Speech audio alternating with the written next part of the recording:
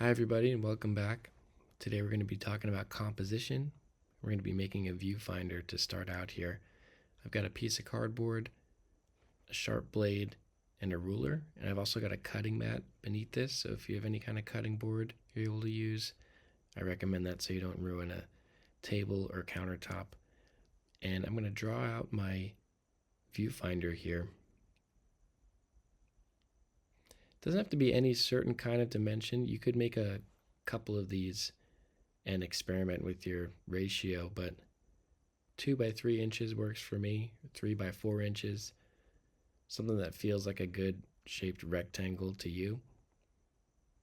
You can make a square one as well, whatever works.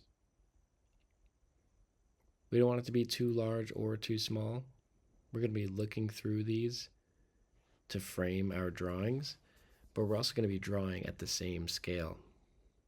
So if it's really, really small, it's going to be hard to work with.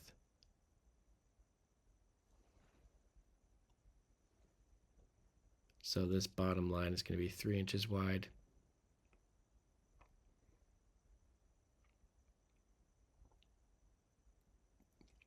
We want to make sure the corners are good at a nice right angle.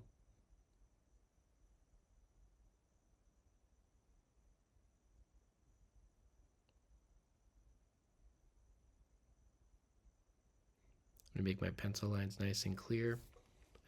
But you want to have good, nice corners, really clear and crisp. Get it as close as you can get it to a right angle. So you can see I'm adjusting mine here.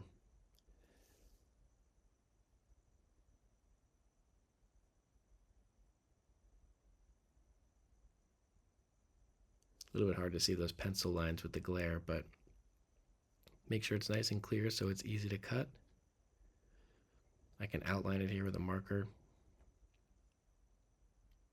Make sure whatever blade you're going to be using has a nice sharp blade.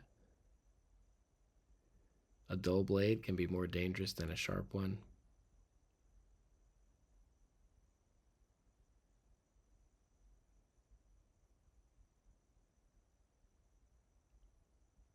And just be aware of the grain of the cardboard as you cut.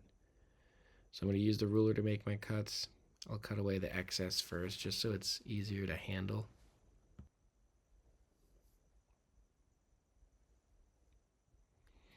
And as I make these cuts, I'm not trying to dig all the way through the whole piece of cardboard all at once. I'm going to make lots of shallow cuts. I'm pushing down really hard with the ruler.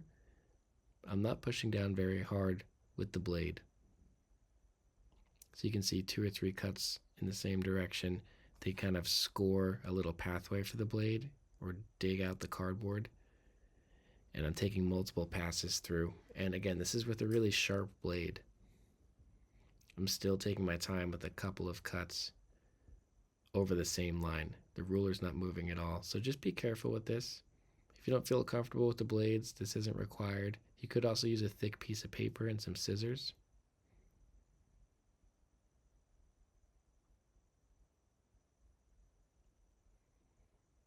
I'm working a little bit more slowly here and a little bit more precise for the inside of the viewfinder.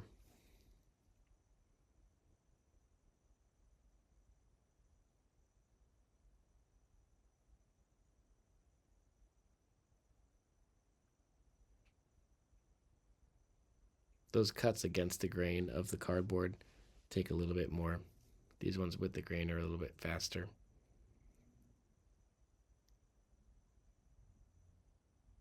And again, don't worry about any specific measurement here.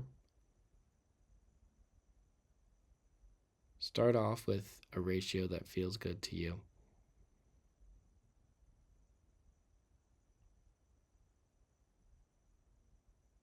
And it just pops right out. So we use a viewfinder to frame our picture. This is going to help us convert our 3-dimensional reality in front of us into a 2-dimensional picture on our flat. So we've got our viewfinder. I'm also going to be using my graphite pencil here with the 2B graphite. And I'm also going to be using this Copic sketch marker. It's like a grayscale marker. It has a brush tip side and then like a flat chisel side. This makes a nice midtone, so I'll demonstrate that in a little bit. Same with this Tombow marker, similar grayscale value. It's like a light gray. They're good for blocking in shadow shapes. They're not required, but they're useful. So here I'm going to trace my viewfinder directly onto the page, so I don't have to make any measurements to get the right ratio. It also acts as a guide to give me a nice rectangle with good square corners. So if you're moving quickly out in the wild, down at the beach or in nature or on a crowded subway, wherever you might be doing some thumbnail sketches, you can trace your viewfinder right onto the page and have a bunch of these ready to go. Especially if you're moving quickly, doing lots of quick thumbnail drawings, this can really come in handy to give yourself that frame to set up. So I'm going to post our reference photo right here, looking through the viewfinder, just so you can see the image, how I'm seeing it. And remember, the viewfinder is acting as the boundary of our picture, the frame around our picture. So as we navigate our composition, as we design our composition, we can see it as this flat collection of two-dimensional shapes. So I'm looking at the photo, I'm not copying it perfectly, I'm just taking what I think is useful and what I would want to use. Some things are a little bit larger, some are smaller or getting totally ignored. Some of that's by design, some of it's more intuitive and unconscious.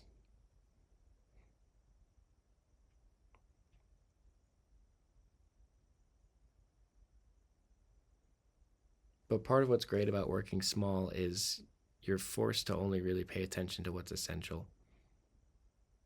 Here I'm using the grayscale marker. I like the brush tip shape just for being able to draw with such large shapes. I can draw really quickly, filling in these darker shadow areas, trying to unify the shadow shapes or unify the darks.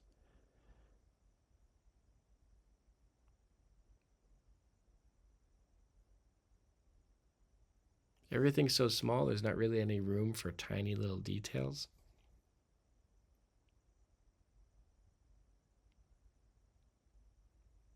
And I can think more about the overall gesture of the whole picture and how these shapes relate to each other as much as what they look like and feel like.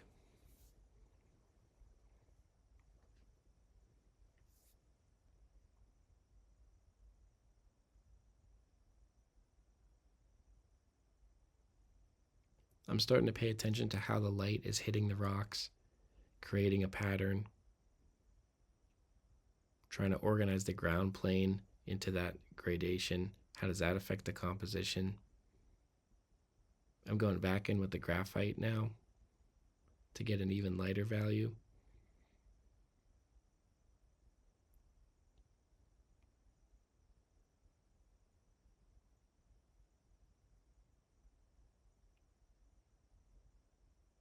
One of the main things we're striving for here is simplicity.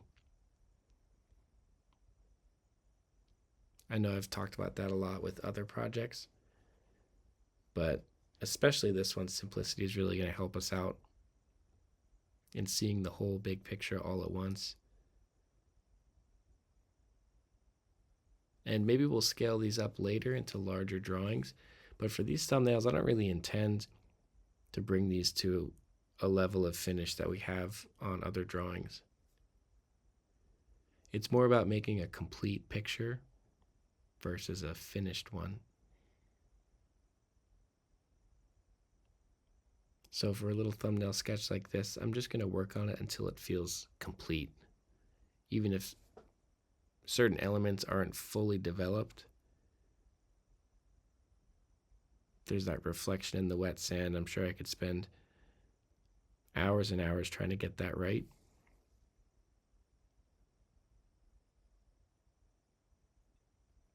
Most of what I'm paying attention to is light and dark, how the light and shadows kind of act as a driving force, pushing and pulling us around the picture plane. I'm paying attention to positive and negative space. Even on an abstract level, if we forget that these are rocks and ocean at the beach, and we just think of these as random shapes, does the composition still hold up? A good way to test that is to look at your drawing upside down. And I'm also paying attention to the edges. You can see I'm using the brush here to soften up certain things, and then using the pencil to sharpen up the boundaries of certain shapes. But again, it's less about what the object is and what it looks like, and it's more about what it's doing and how it's participating with the other shapes around it. I want to cultivate all those little relationships to make a composition that feels like what I'm trying to communicate here.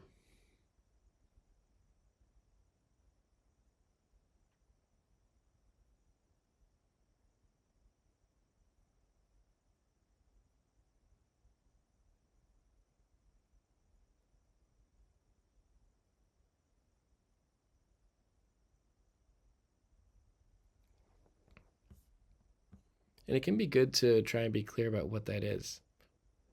I think in this case, I'm trying to show the water rushing up the sand, which is sort of sloped, and how that water interacts with the rocks, how it sort of pulls on the water as it moves back down, reversing back into the water.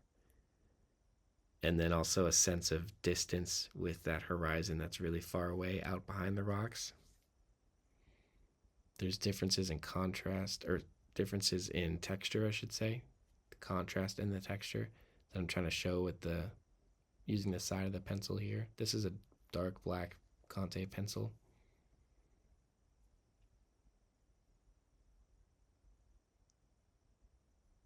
So the more you work on these, the more you'll develop your own visual language for thumbnail sketches. There's no right or wrong way to do these. Find out what works for you. And the more you do, the better you're going to get at them.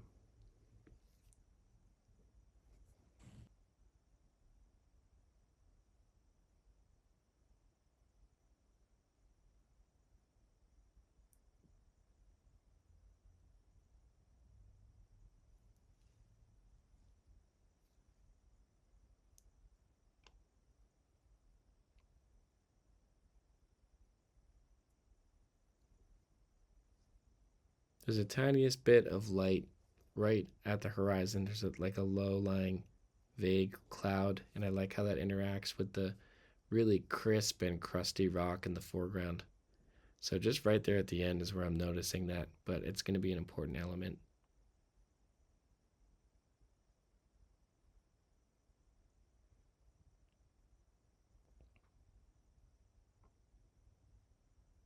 Here's some of the same rocks at the same beach on the same day.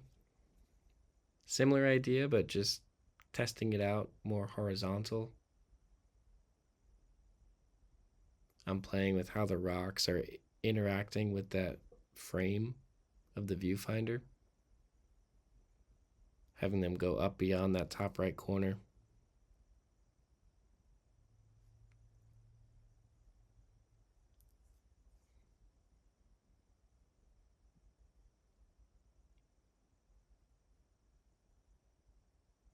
And you'll notice this more if you're working from direct observation, which I want everyone to do, not a photograph. But working from direct observation, especially, you're going to be rearranging things within the picture plane anyway, whether you notice it or not. So try to pay attention to that. It's okay to move a rock or a tree or a mountaintop or resize something.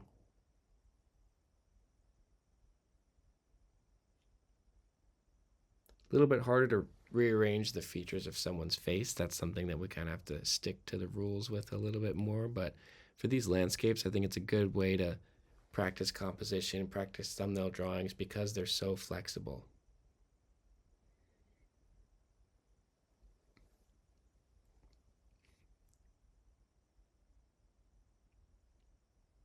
Here I'm interested with how the rocks are interacting with the horizon behind them.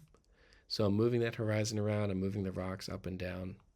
I'm taking what's useful from the photo and ignoring what's not. I'm changing things to help the sense of movement that I'm seeing there, whether or not it's really there. The pattern that I see and that I notice is what matters to me.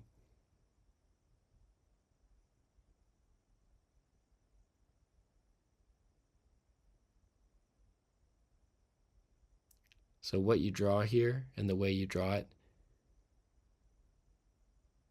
is really a record of what you find meaningful.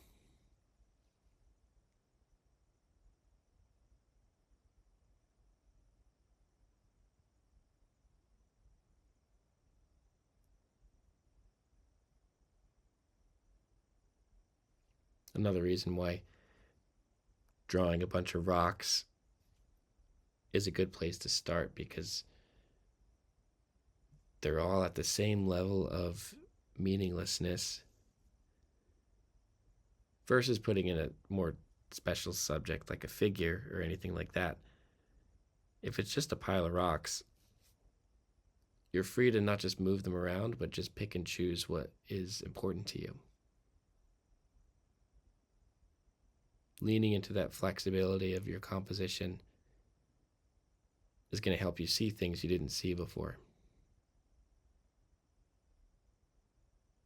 You can see I can get like 2 different values at least out of this marker. As the first layer dries, I can go back over it again and push it a little harder. It's a pretty versatile marker. They're a little expensive, but I'm a snob for art supplies, so I've been enjoying those markers. They're still kind of new to me, but I love them for these little studies.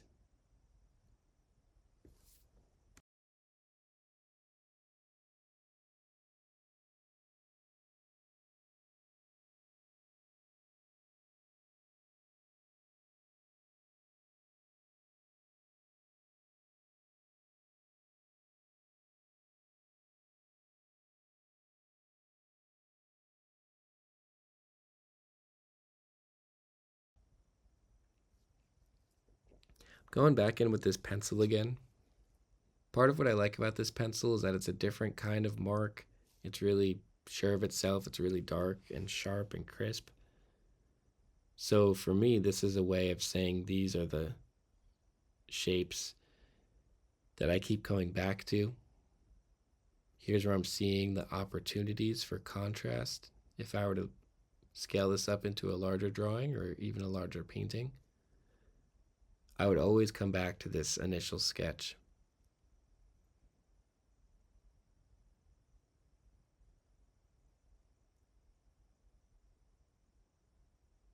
Lots of tiny little gut reactions to what I'm seeing. It's really easy to lose that if you're working on a larger scale, staring at a photo. A photograph can be a really overwhelming amount of information. So this thumbnail sketch, it tells us so much about not just what we're seeing, but how we see it.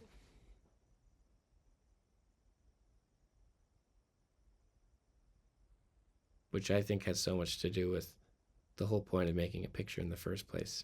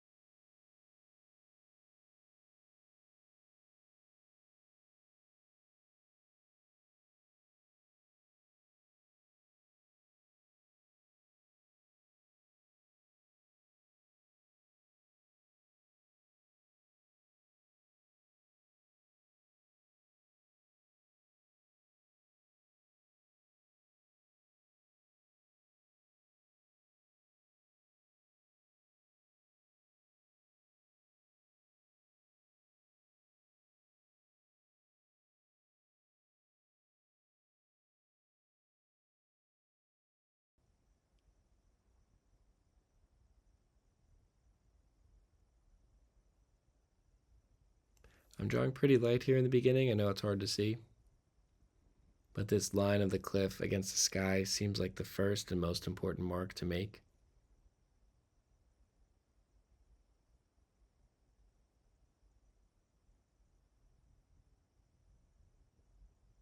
There's a lot of gesture and rhythm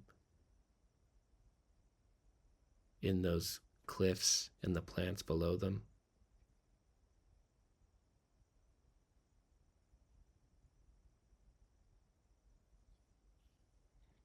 Think of those first few marks and those gestural lines almost as a map of how you experience the image when you first look at it. You might move through certain areas faster or slower. But when we talk about movement in an image, it's not that the thing we're looking at is moving, and it's not like our drawing is moving either. The thing that moves through an image is the path of our vision.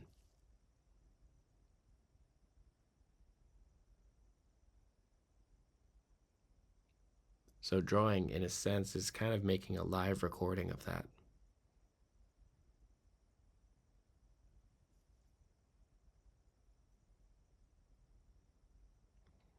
Here I'm using that flat edge of this marker. A little bit harder to control, but it's got some interesting choppier marks.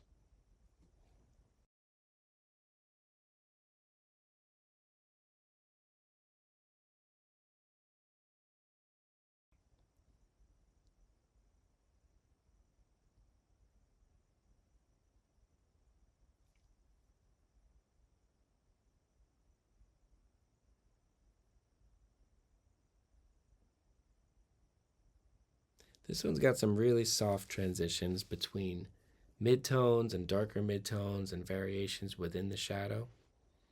The light shape on top and the sky are both pretty bright, so I'm going a little bit heavier towards the bottom of the picture plane here. And remember, it doesn't have to look like much of anything. If you didn't see this reference photo and you only saw my little sketch here, it'd be pretty hard to tell what it is. It might be impossible to tell what this thing is.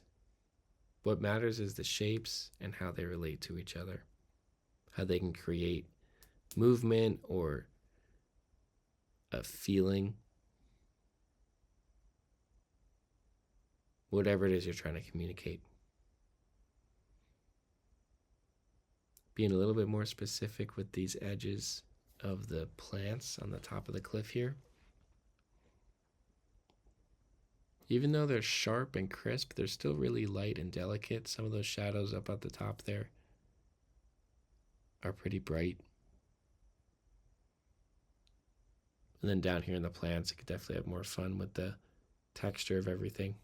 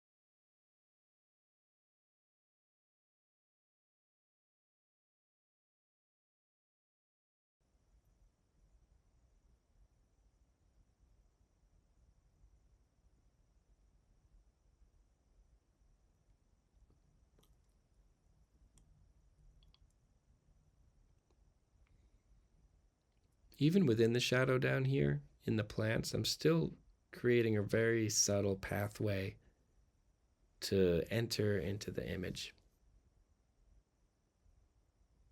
using all three different drawing tools.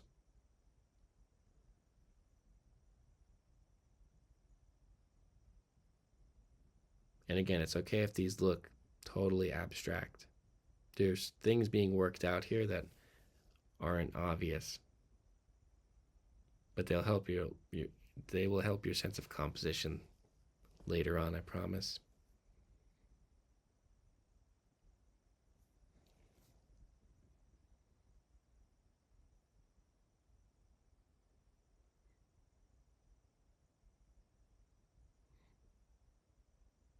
This one's of the trestle surfing area, looking up from San Onofre. It's got this long S curve that like sort of bends around the side of the picture plane.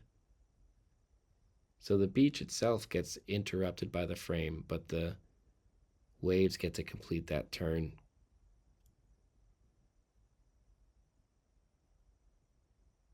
Which I thought created a really dynamic sense of movement.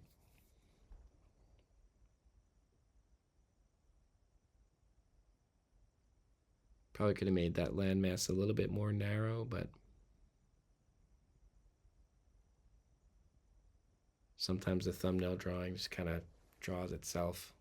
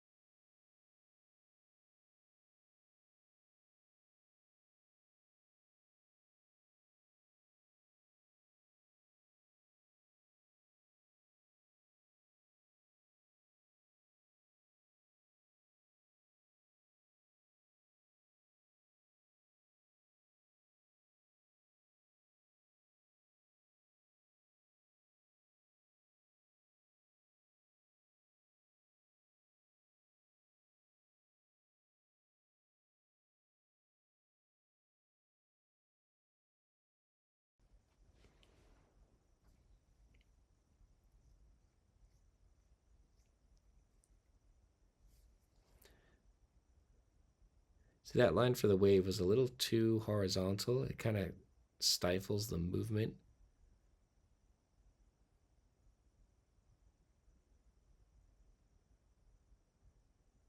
So I think if I go back into it and make it a little bit more diagonal, like it is in the reference, it'll speed up that S curve a little bit more.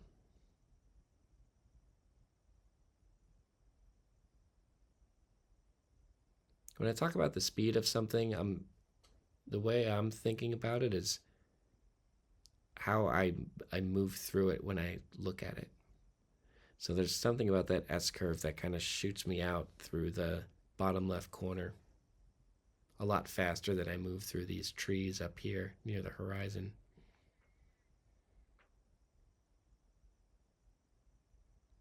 So if I can communicate that abstract quality through my lines and shapes and textures and values, especially here on such a small scale, it's going to be a lot easier to do that on a larger scale later. I'll have a better understanding of how to accomplish that.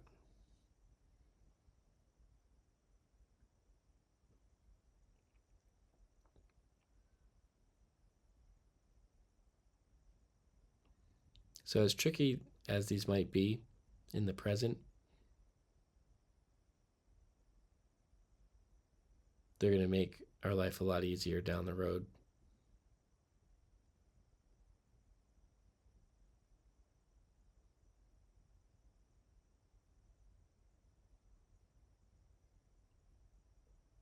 We're also making our mistakes on a smaller scale. So they're easier to deal with, they're easier to understand.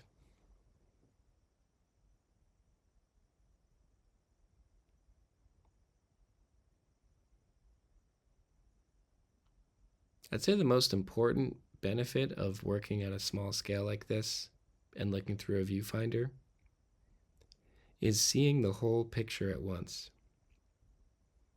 When we work larger, we're looking at such a small area of the paper or the canvas, whatever we're making a picture on, that our eyes have to really scan around to take it all in.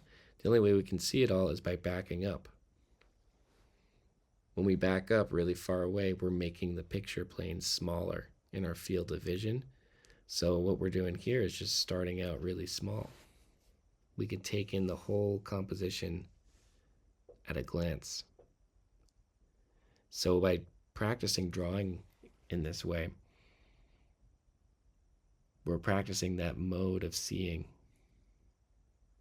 and like integrating it directly with how we make marks on a page. So even when you do scale up, you'll still be looking at your picture with these big chunks and these big shapes, and that will really help your sense of composition, looking at things as this big abstract design of shapes rather than a rock or a plant or a leaf or whatever it is. That's important too. We don't want to forget about that, but we want to start here always.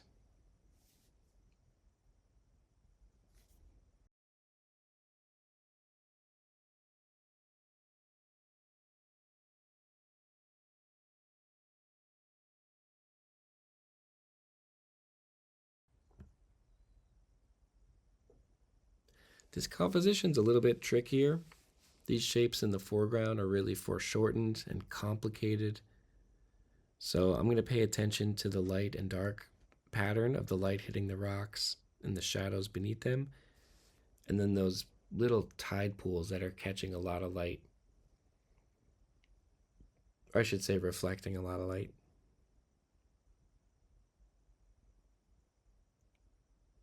So before I draw any specific little tide pool, I'm trying to get a sense of the feeling of all the motion. Again, I know the rocks aren't actually moving here, but there is a sense of motion moving out and across, kind of shooting us out towards that horizon.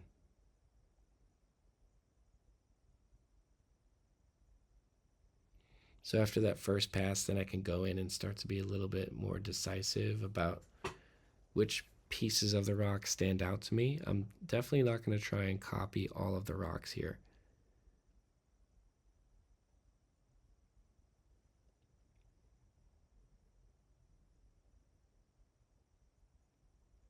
If I wanted a perfect copy of all of those rocks and the water around it, I would just print the photograph.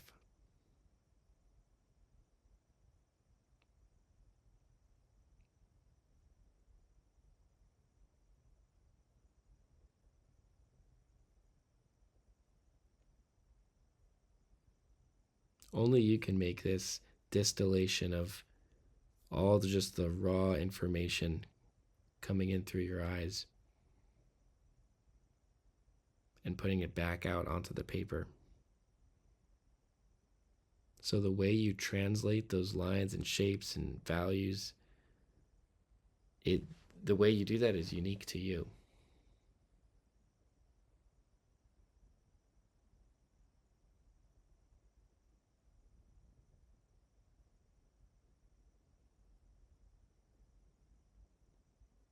If it weren't for all of us having our own special, unique view of the world, I don't think there'd be any point to any of this.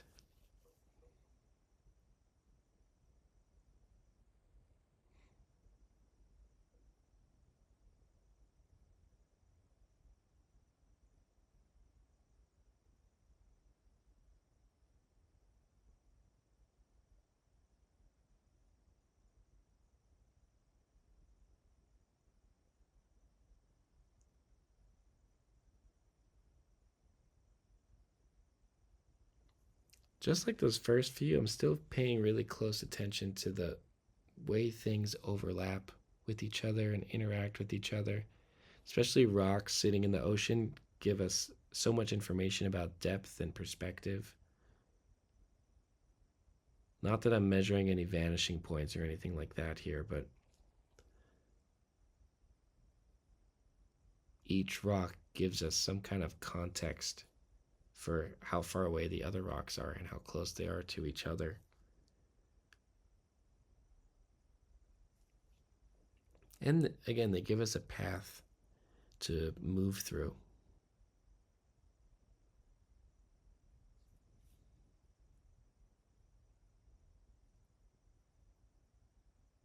And then here I start carving out some of these tide pool shapes with a little bit more certainty. Again, I'm not trying to get these perfect. I'm just picking and choosing the ones I like.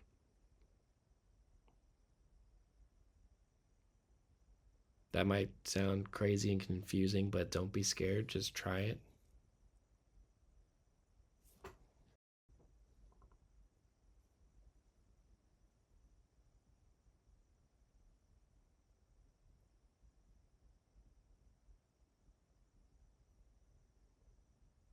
So, once again, just to summarize, we're thinking about shapes, simple values,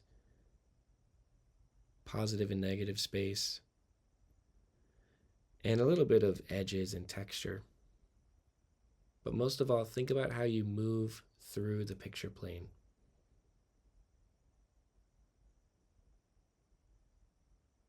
Could be a still life on a table, it could be just a couple of clouds, it could be a tree in your front yard.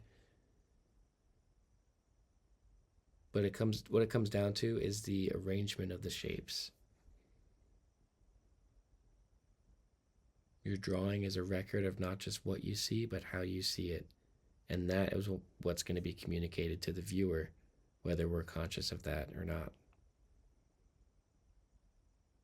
By being conscious of it, we might have a little bit more control over it. Still plenty of room to be spontaneous and make small little discoveries along the way. But what we're avoiding here is composition being an accident.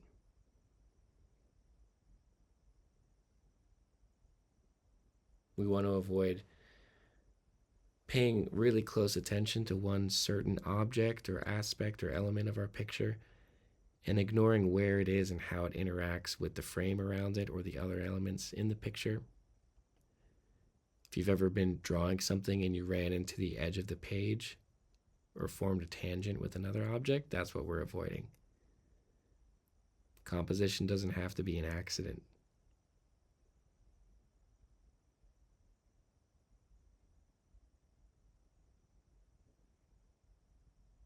By designing our composition, we can be more decisive and intentional, and we'll have a much stronger foundation to build our drawings on top of. Again, the more you do this, the better you're going to get at it, so do a lot. I'll see you all next week.